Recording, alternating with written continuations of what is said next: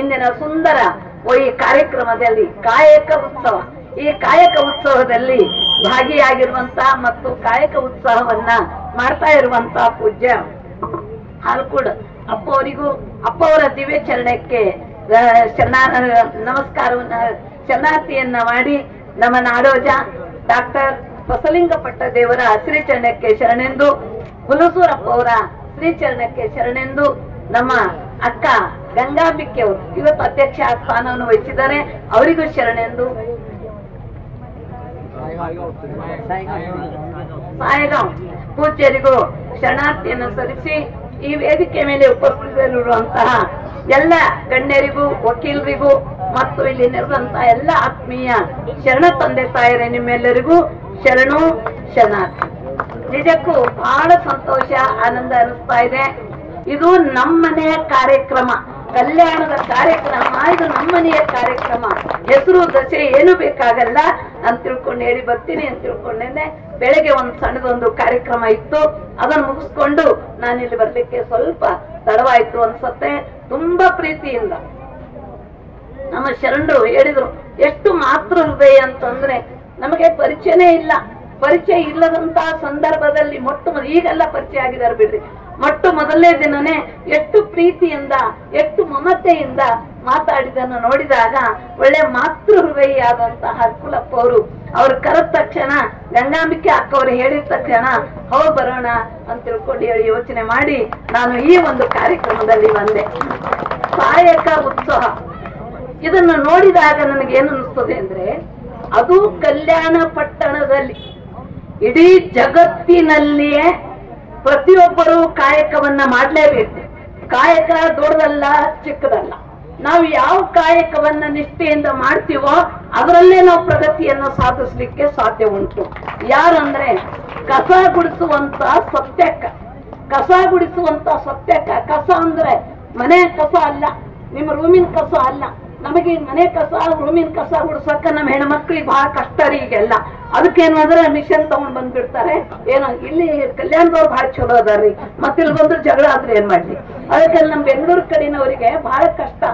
ಆದ್ರೆ ಮನೆ ಕಸ ಗುಡಿಸೋದಲ್ಲ, ರೋಡ್ ಕಸ ಗುಡಿಸುವಂತ ಝಾಡ್ ಮಾಡಿ ಅಂತಾರೆ ಬೆಂಗಳೂರು ಕಡೆಯವರಿಗೆ.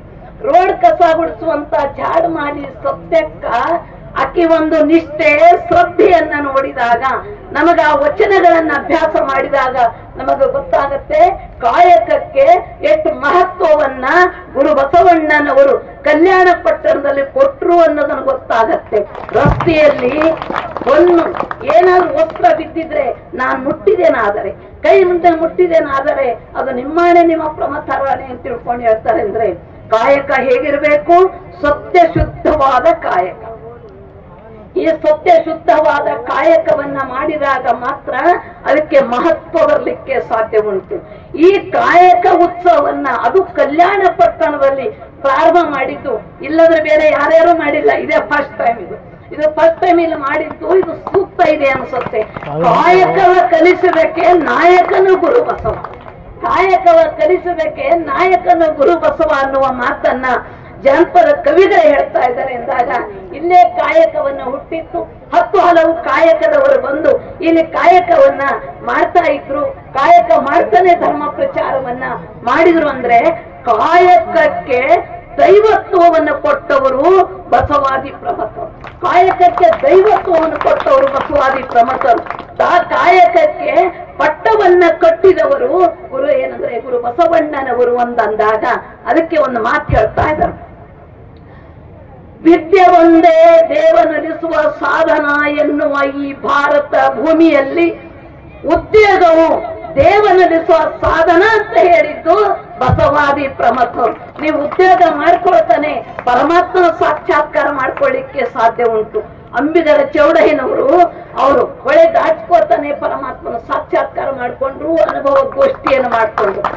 ನಮ್ಮ ಮಡಿವಾಳ ಮಾಚಿದೇವರು ಶರಣರ ಬಟ್ಟೆಯನ್ನ ಒಗಿತಾನೆ ಅವರು ಪರಮಾತ್ಮನ ಸಾಕ್ಷಾತ್ಕಾರವನ್ನು ಮಾಡಿಕೊಂಡ್ರು. ಒಂದು ಪ್ರಸಂಗ ಬರ್ತದ ನಿಮಗೆ ಹೇಳ್ತೀನಿ. ಅವರು ತ್ರಿಪುರಾಂತಕ ಕೆರೆಯಲ್ಲಿ ಬಟ್ಟೆಯನ್ನ ತೊಳಿತಾ ಇದ್ರು, ಬಟ್ಟೆಯನ್ನ ಮಡಿ ಮಾಡ್ತಾ ಇದ್ರು. ಶರಣರ ಬಟ್ಟೆಯನ್ನ ಮಡಿ ಮಾಡ್ತಾ ಇದ್ದಾಗ ಒಬ್ಬ ರೈತ ಆ ಕಡೆಗೆ ಓಡಿ ಬರ್ತಾ ಇದ್ದಾನೆ. ಮಾಚಯ್ಯ ನಡಿ ಹೋಗೋಣ, ಮೆರವಣಿಗೆ ಬರ್ತಾ ಇದೆ. ಯಾರ ಮೆರವಣಿಗೆ ಬರ್ತಾ ಇದೆ? ನಮ್ ರಾಜ ವಿಜಯ ಮಹಾರಾಜರ ಒಂದು ಮೆರವಣಿಗೆ ಬರ್ತಾ ಇದೆ, ಮೆರವಣಿಗೆ ಬರ್ತಾ ಇದೆ, ನಡಿ ಹೋಗೋಣ ಅಂದ್ರು. ನನ್ ರಾಜ ಅವನಲ್ಲ, ನನ್ ರಾಜ ಬಿಜ್ಜಳ ರಾಜ ಅಲ್ಲ, ನನ್ ರಾಜ. ನಿಮ್ ರಾಜ ಬೇರೇನು? ರಾಜ್ಯದಲ್ಲಿ ರಾಜ ಇರ್ತಾರೆ ಯಾರಾದ್ರು ಅಂದಾಗ ನಿನ್ ರಾಜ ಬೇರೆ ಅಂದ್ರು. ಹೌದು, ನನ್ನ ರಾಜ ಯಾರು ಅಂದ್ರೆ ಬಸವರಾಜನೇ ನನ್ನ ರಾಜ, ಬಸವರಾಜನೇ ನನ್ನ ರಾಜ ಅಂತ ತಿಳ್ಕೊಂಡು ಹೇಳ್ತಾ ಇದ್ರು. ಯಾಕೆಂದ್ರೆ ಕಾಯಕಕ್ಕೆ ದೈವತ್ವವನ್ನು ಕೊಟ್ಟು, ಸಣ್ಣದು ದೊಡ್ಡದು ಅಂತಲ್ಲ ಕಾಯಕ. ನೀವು ಯಾವುದೇ ಕಾಯಕವನ್ನ ಮಾಡ್ರಿ, ಅದನ್ನ ಸತ್ಯ ನಿಷ್ಠೆಯಿಂದ ಒಳ್ಳೆ ಮನಸ್ಸಿನಿಂದ ಮಾಡಿದಾಗ ಅಲ್ಲಿ ಪ್ರಗತಿ ಆಗ್ಲಿಕ್ಕೆ ಸಾಧ್ಯ ಉಂಟು ಅಂತ ತಿಳ್ಕೊಂಡು ಹೇಳ್ತಾ ಇದ್ದಾನೆ. ಕಾಯಕದ ಮಹತ್ವವನ್ನ ನಮ್ಮ MLA ಅವರು ಮತ್ತೆ ಇನ್ನೊಬ್ಬರು ಶರಣರು ಮಾತಾಡಿದಾರಲ್ಲ ಅವರು, ಮತ್ತೆ ಹುಲ್ಸೂರಪ್ಪ ಅವರು ಬಹಳ ಚೆನ್ನಾಗಿ ಆ ಕಾಯಕದ ಮಹತ್ವವನ್ನ ಎಲ್ಲ ತಿಳಿಸಿದ್ದಾರೆ ಅಂದಾಗ, ಕಾಯಕಕ್ಕೆ ಪಟ್ಟವನ್ನು ಕಟ್ಟಿದಂತ ಶ್ರೇಯಸ್ಸು ಬಸವಾದಿ ಪ್ರಮುಖರಿಗೆ ಸೇರ್ತಾ ಇದೆ. ಇವತ್ತಿಂಥ ಒಂದು ಕಲ್ಯಾಣ ಪಟ್ಟಣದಲ್ಲಿ ವಿಶ್ವ ವಿನೂತನವಾದ ಸಂಸ್ಥೆ ಅನುಭವ ಮಂಟಪವನ್ನು ಕಟ್ಟಿ 770 ಜನ ಅಮರಗಣಗಳನ್ನ ತಯಾರು ಮಾಡಿ, ಅಂದ್ರೆ ಪ್ರತಿ ಒಬ್ಬರಿಗೂ ಒಂದೊಂದು ಕಾಯಕವನ್ನ ಮಾಡ್ಲಿಕ್ಕೆ ಹಚ್ಚಿದ್ರು. ಸುಮ್ಮನೆ ಒಂದು ಸಣ್ಣ ಉದಾಹರಣೆ ಹೇಳ್ತಾ ಇದ್ದೀನಿ. ಎಲ್ಲರಿಗೂ ಅವ್ರವ್ರ ಕಾಯಕವನ್ನ ಮಾಡ್ತಾ ಇದ್ರು. ಮೋಳಿಗೆ ಮಾರಯ್ಯನವರು ಅವರು ಕಾಶ್ಮೀರಿನಿಂದ ಬಂದ್ರು. ಇವರೆಲ್ಲ ಧರ್ಮ ಪ್ರಚಾರಕ್ಕೆ ಶರಣರೆಲ್ಲ ಹೋಗ್ತಾ ಇದ್ರು.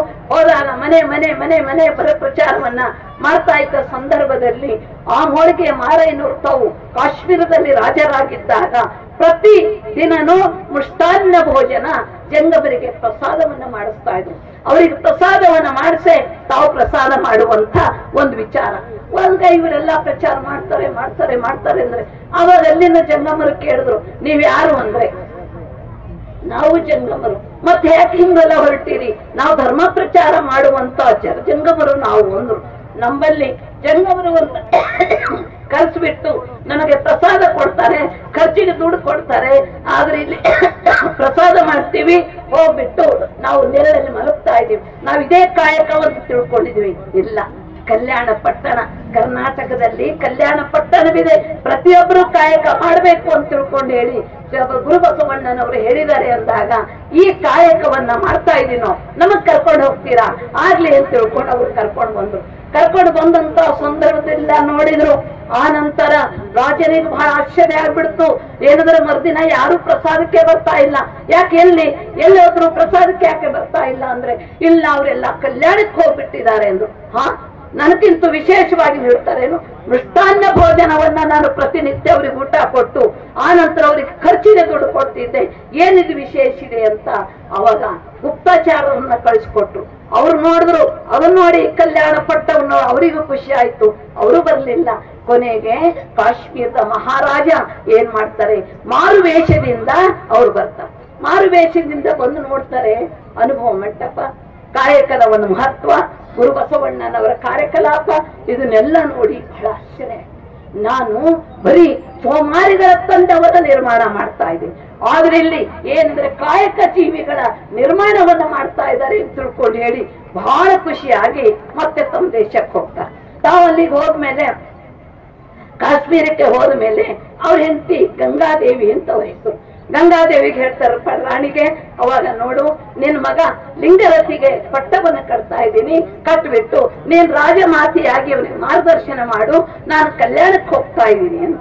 ಯಾಕೆ ಹೋಗ್ತೀರಿ? ಅಲ್ಲಿ ಎಂಥ ಅದ್ಭುತವಾದ ಅನುಭವ ಮಂಟಪವನ್ನು ಕಟ್ಟಿದ್ದಾರೆ, ಶರಣರ ಸಂಘವಿದೆ, ಮನಃಶಾಂತಿಯಲ್ಲಿರ್ತದೆ. ನಾ ಹೋಗ್ತೀನಿ ಅಂದ್ರೆ ನಿಮಗಿದು ಯಾವುದು ಬೇಡ ಅಂದಾಗ ನನಗೂ ಇದು ಬೇಡ, ಮಗನಿಗೆ ಕೊಟ್ಬಿಟ್ಟು ನಾನು ಬರ್ತೀನಿ ಅಂತ ಇಲ್ಲಿ ಬಂದ ಮೇಲೆ ಎಲ್ಲರೂ ಅನುಭವ ಮಂಟಪದಲ್ಲಿ ಕೂತಿದ್ದಾರೆ. ಏನಂದ್ರೆ ರಾಜ ಏನು ವಿಶೇಷವಾದಂತ ಕಾಯಕ ಕೊಡ್ತಾರೇನೋ ಅಂತ ಎಲ್ಲರೂ ಯೋಚನೆ ಮಾಡ್ತಾ ಇದ್ರು.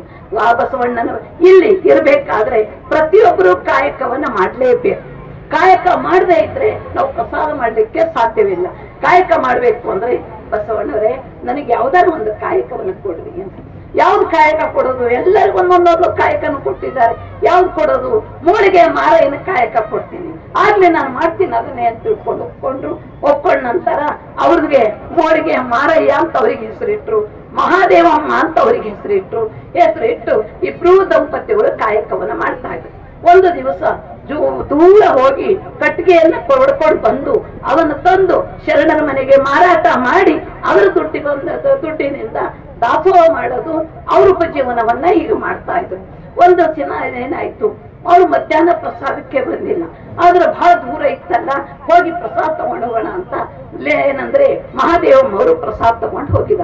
ಪ್ರಸಾದ ತಗೊಂಡು ಹೋಗಿದ್ದಾಗ ನಮ್ಮೆಲ್ಲರೂ ಇಬ್ರು ಕೂತು ಪ್ರಸಾದ ಮಾಡಿದ್ರು. ಕಟ್ಟಿಗೆ ಹೊರೆಯನ್ನೆಲ್ಲ ಕಟ್ಕೊಂಡ್ಬಿಟ್ಟು ಸಾಯಂಕಾಲ ಅವ್ರು ಬರ್ತಾ ಇದ್ರು. ಸಾಯಂಕಾಲ ಅವ್ರು ಬರ್ತಾ ಇರುವಂತಹ ಸಂದರ್ಭದಲ್ಲಿ ಅವಾಗ ಗಂಡ್ಮಕ್ಳು ಸ್ವಲ್ಪ ಬೇಗನೆ ನಡೀತಾ ಇರ್ತಾರೆ. ಅವ್ರು ರಾಜರು ಬೇರೆ ಅಲ್ಲ, ಅವರೆಲ್ಲ ಬೆಟ್ಟ ಗುಡ್ಡದಲ್ಲಿ ಬೇಟೆ ಆಡ್ಲಿಕ್ಕೆ ಹೋದಾಗ ನಡೆಯೋದು ರೂಢಿ. ಇದು ರಾಣಿಗೆ ಸುಖದ ಸುಪ್ಪತ್ತಿಗೆ ಓಡಾಡೋರಿಗೆ ಅವ್ರಿಗೆ ಎಲ್ಲಿ ನಡೆಯಕ್ಕಾಗತ್ತೆ, ಸ್ವಲ್ಪ ನಿಧಾನವಾಗಿ ಅವ್ರು ಬರ್ತಾ ಇದ್ದಾಗ ಮುಂದೆ ನೋಡಿದ್ರು ಏನು ಈಗಿನಂತೆ ರೋಡಲ್ಲ. ಅವಾಗ ಮಣ್ಣು ಈ ಬೀದರ್ ಜಿಲ್ಲೆಯಲ್ಲಿ ಹೇಗಿತ್ರಿ ಮಣ್ಣು ಮೊದಲ ಅಂದ್ರೆ ಬಿಳಿ ಬಟ್ಟೆ ಹಾಕೊಂಡು ಒಂದ್ ರೌಂಡ್ ಹೋಗಿ ಬಂದ್ಬಿಟ್ರೆ ಸಾಕು, ಅವು ತಾನೇ ಕಾವಿ ಆಗ್ತಾ ಇದ್ರು. ನಾವೇ ಮೊದಲನೇ ಶರಣ ಮೇಳ ಈ 30 ವರ್ಷದಿಂದ ಶರಣ ಮೇಳ ಪ್ರಚಾರಕ್ಕೆ ಬಂದ್ರೆ ಎಲ್ಲರ ಬಟ್ಟೆನೂ ಕೆಂಪೆ ಆಗ್ತಾ ಇದ್ರು. ಅಂದಾಗ ಅಂತ ಮಣ್ಣು ಪೌಡರ್ ಹಂಗೇನಿತ್ತಲ್ಲ ಅದ್ರೊಳಗ ಏನೋ ಹೊರೆ ಕೆಳಗಿಳಿಸಿ ಅದನ್ನ ಮುಚ್ತಾ ಇದ್ರು. ಅಷ್ಟೊತ್ತಿಗೆ ಮಹಾದೇವಮ್ಮ ಬಂದ್ಬಿಟ್ಟು ಹೇಳ್ತಾ ಇದ್ದಾರೆ, ಯಾಕ್ರಿ ಹೊರೆ ದೊಡ್ಡದಿದೆ, ಹೊರೆ ಭಾರ ಆಯ್ತಾ, ನಾನೊಂದಿಷ್ಟು ತಗೊಳ್ಳ, ಯಾಕೆ? ಇಲ್ಲ ನನಗೆ ಭಾರ ಆಗಿಲ್ಲ, ಏನಿಲ್ಲ. ಮತ್ತೆ ಯಾಕೆ ಇಳಿಸಿದ್ರಿ ಕೈಯೆಲ್ಲ ಮಣ್ಣಾಗಿದೆ ಯಾಕೆ ಅಂತ ಕೇಳಿದಾಗ ಏನಿಲ್ಲ, ಸುಮ್ನೆ ಅಂದ್ರೆ ಸುಳ್ಳೆ ಬಿಡೋದಿಲ್ಲ ಅವ್ರು, ಯಾಕೆ ಹೇಳಲೇಬೇಕು ಅಂತ ತಿಳ್ಕೊಂಡು ಹೇಳಿದಾಗ ಅವಾಗ ಮಾರಯ್ಯನವರು ಹೇಳ್ತಾ ಇದ್ದಾರೆ, ಏನಿಲ್ಲ ಇಲ್ಲಿ ಬಂಗಾರ ತುಂಡ ಕಂಡಿದ್ದು, ಅದಕ್ಕೆ ನೀನು ಪಟ್ಟದ ರಾಣಿ ಆದವಳು, ಮತ್ತೆಲ್ಲಾದ್ರೂ ಅದನ್ನ ತಗೊಂಡು ಒಡವೆ ಮಾಡಿಸ್ಕೊಂಡ್ರೆ ಏನ್ ಮಾಡೋದು ಅಂತ ಅದನ್ನ ಮಣ್ಣು ಮುಚ್ತಾ ಇದ್ದೆ ಅಂದ್ರು. ಅಂದಾಗ ಏನ್ ಉತ್ತರ ಕೊಡ್ಬೇಕು ಮಹಾದೇವಮ್ಮ?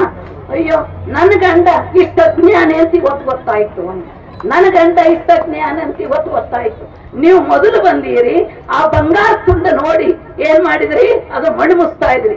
ಒಂದು ವೇಳೆ ನಾನೇನಾದ್ರೂ ಮೊದಲು ಬಂದಿದ್ರೆ ಅವು ಕಲ್ಲಿನ ತುಂಡು ಅಂತ ತಿಳ್ಕೊಂಡು ಹೇಳದನ್ನು ದಾಟ್ಕೊಂಡು ಮುಂದೆ ಹೋಗ್ತಾ ಇದ್ದೆ ಅಂತ ತಿಳ್ಕೊಂಡು, ಎಂಥ ಕಾಯಕ ನಿಷ್ಠೆಯನ್ನ, ಎಂಥ ಒಂದು ಪ್ರಾಮಾಣಿಕತೆಯನ್ನ, ಸತ್ಯಶುದ್ಧ ಕಾಯಕವನ್ನ ಕಲಿಸ್ಕೊಟ್ರು ಅಂದಾಗ ಇವತ್ತ ಕಲ್ಯಾಣ ಪಟ್ಟಣ ಇದು ಸಾಮಾನ್ಯ ಅಲ್ಲ. ಈ ಕಲ್ಯಾಣ ಪಟ್ಟಣದಲ್ಲಿ ಕಾಯಕ ಉತ್ಸವನ್ನ ಬಹಳ ಸಂಭ್ರಮದಿಂದ, ಏನೋ ಸಂತೋಷದಿಂದ ಇದು ನಿಂಗೆ ಮುಂದುವರಿಲಿ ಮತ್ತು ಉತ್ತರೋತ್ತರವಾಗಿ ಕಾಯಕ ಹುಟ್ಟಿದ್ದೇ ಇಲ್ಲಿ ಅಂದಾಗ ಮುಂದೆ ಈ ಕಾಯಕದ ಉತ್ಸವವನ್ನ ಬಹಳ ವಿಶೇಷವಾಗಿ ಮಾಡ್ಕೊಂಡು ಬರಲಿ. ಪೂಜ್ಯ ಹಾಲ್ಕೂಡಪ್ಪ ಅವರು ಹೇಳಿದಂತೆ ಬಹಳ ಚೆನ್ನಾಗಿ ಅಲ್ಲೆಲ್ಲ ತಮ್ಮ ಶಿಷ್ಯರಿಗೆಲ್ಲರಿಗೂ, ಅಲ್ಲಿ ಸೇವಕರಿಗೆಲ್ಲರಿಗೂ ಪ್ರತಿಯೊಬ್ಬರಿಗೂ ಒಂದೊಂದು ಕಾಯಕವನ್ನು ಕೊಟ್ಟಿದ್ದಾರೆ ಅಂತ ಹೇಳಿದ್ರು. ಅಕ್ಕ ಗಂಗಾಂಬಿಕೆ ಅಕ್ಕವ್ರು ಹೇಳಿದ್ರು, ಏನ್ ದಾಸೋದರಿ ಅದು, ಎಂಥ ಒಂದು ಊಟ, ಎಂತ ಮತ್ತೆ ಎಲ್ಲರೂ ಹೋದಿರಿ, ಮತ್ತೆ ಒಂದೇ ದಿನ ಎಲ್ಲರೂ ಅಂತ ಅದ್ಭುತ, ಎಲ್ಲರೂ ಹೋದ್ರು ಕೊಡ್ತಾರಂತೆ. ಎಂತ ಅದ್ಭುತವಾದ ಒಂದು ಅಮೃತ ಇದ್ದಂಗಿರತ್ತೆ ಪ್ರಸಾದ ಅಂತ ತಿಳ್ಕೊಂಡು ಹೇಳಿದರೆ, ನೋಡೋಣ ನಮಗೂ ಯಾವಾಗ ಚಾನ್ಸ್ ಸಿಗುತ್ತೋ ಪ್ರಸಾದ ಮಾಡಕ್ಕೆ ಹೋಗ್ತೀನಿ ಒಂದ್ಸಲ. ಅದಕ್ಕೆ ಏನಂದ್ರೆ ಬಹಳ ವಿಶೇಷವಾದಂತ